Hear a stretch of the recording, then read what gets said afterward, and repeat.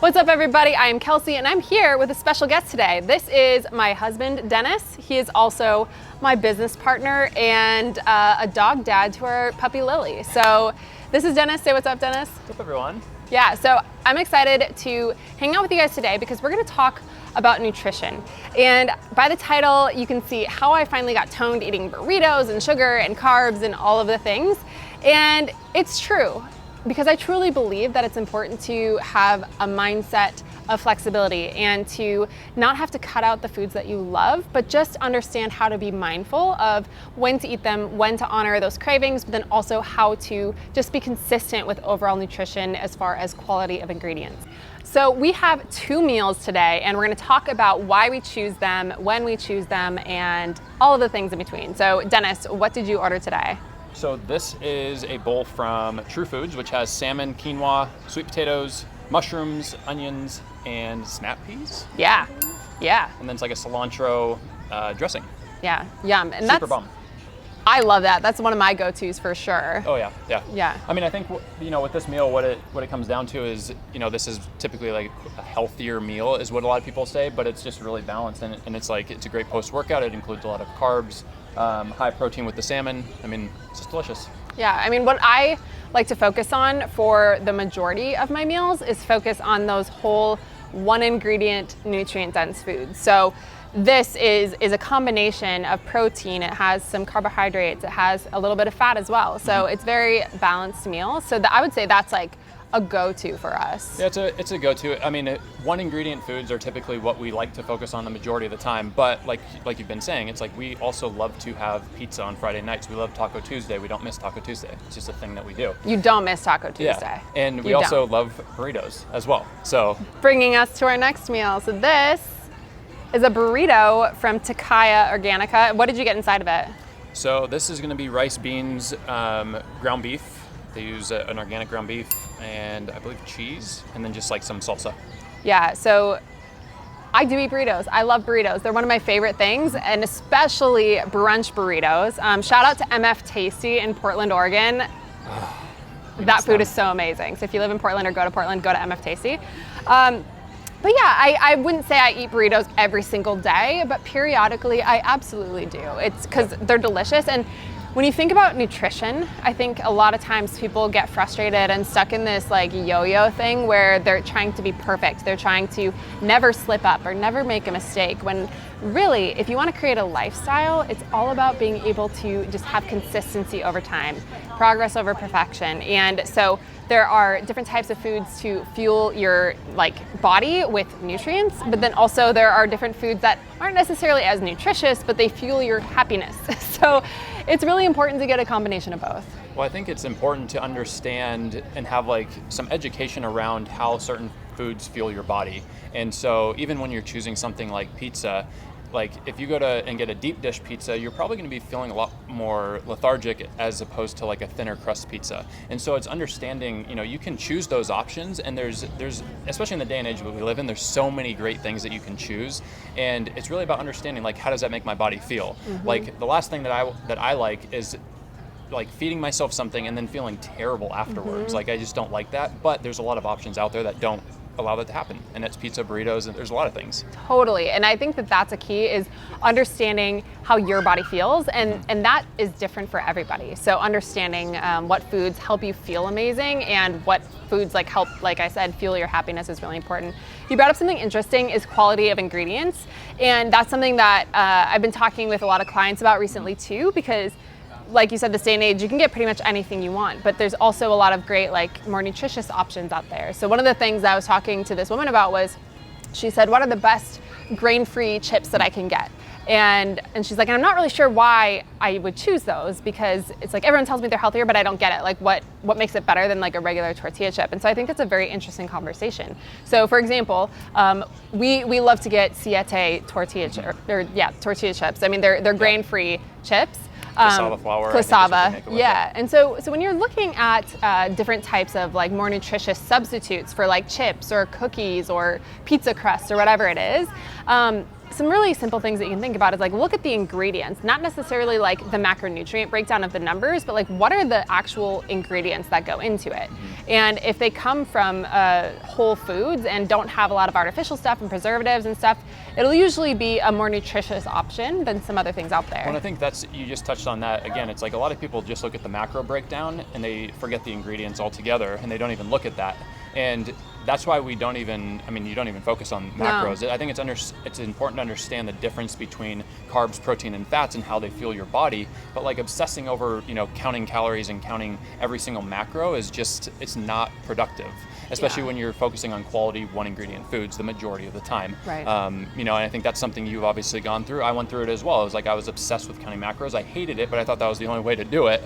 And we see so many people fall into that trap when it's like when you take the time to educate yourself around how certain foods fuel your body, you're gonna be able to eat intuitively. And I know that's, some people are like, you can't eat intuitively, but you can if you practice it. And that's the thing, it's all about practice. And when people give themselves the space to learn what that feels like for them, it's more than possible. Like I have a couple different books that help people learn how to listen to their body. And it's like, what does that even mean? Well, these books teach you how to do that in a very simple and sustainable way so that you can be informed about nutrients, because protein fuels your body different than carbohydrates fuel your body. It's different than fats fuel your body. And the different types of things react in your body very differently. So it's important to have a very basic understanding, but you don't have to play Tetris with your foods to be able to get the results that you want.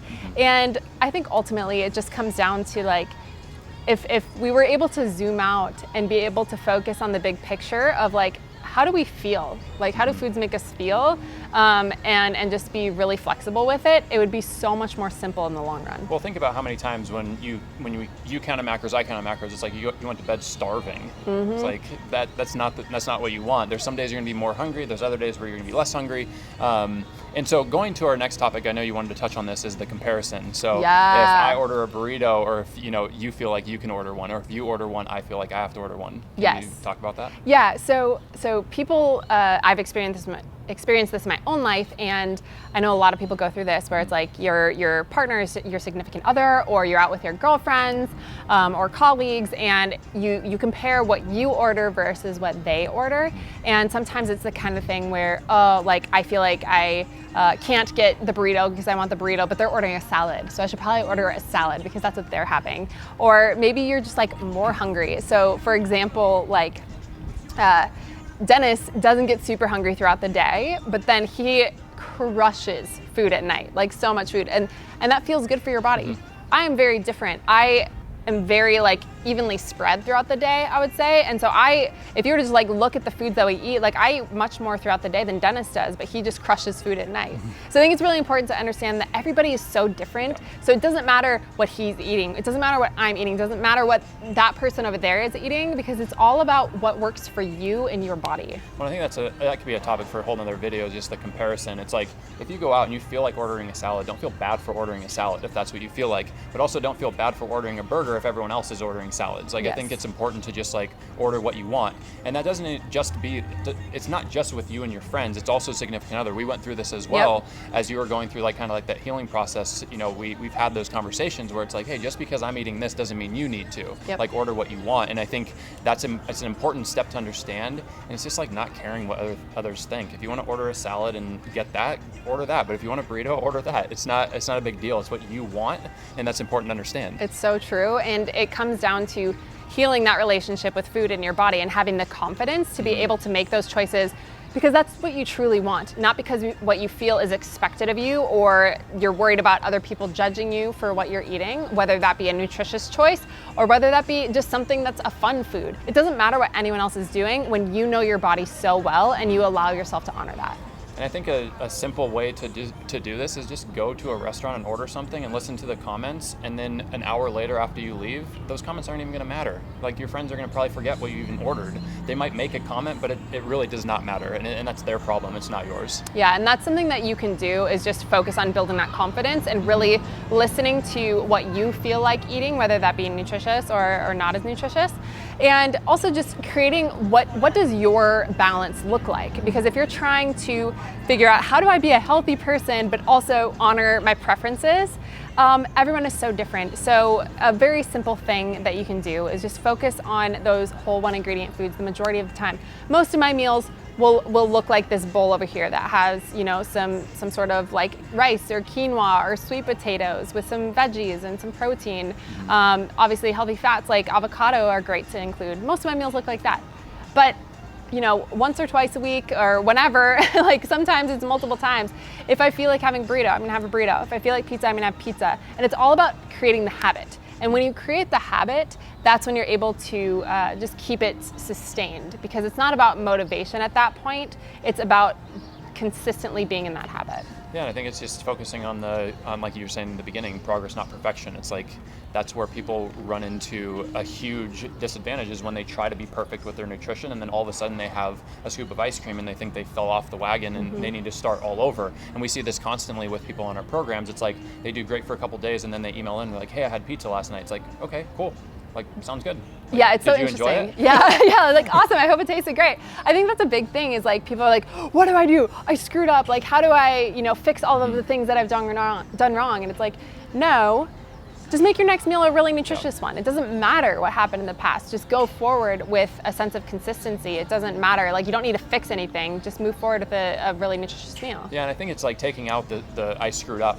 Yeah, words. It's you didn't screw up. You didn't screw up. Like, you can eat whatever you want. It's not a screw up. And like you always say, it's like what you eat doesn't determine your morality. Yeah. I mean, I think that's important to understand as well. It's so important. And when you're able to detach those feelings of moral failure or moral success based on the food choices that you make, or if you got in your workout, it allows you to truly be empowered by your choices, because you're no longer personally tied to those choices. Yeah. All right, so let's bring it back to the original question. How do you get toned, more defined, stronger by eating things that you love, like burritos or pizza or sugar and carbs, all of those things? How do you do it?